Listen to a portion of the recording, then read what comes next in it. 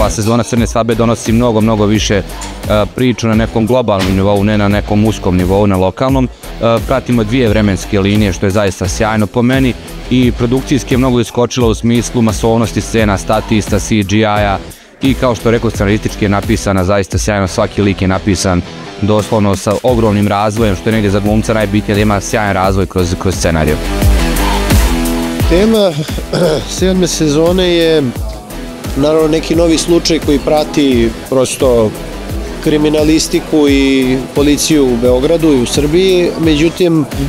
vrlo vešto je naša autorka serije Nataša Drakulić napravila jedan sjajan spin, tako da ponovo prikuplja svoje glavne junake koje vodi od početka, od nastanka serije, od prve sezone. Stvarno ih ima puno i trebalo je napraviti odabir za prvu sezonu i onda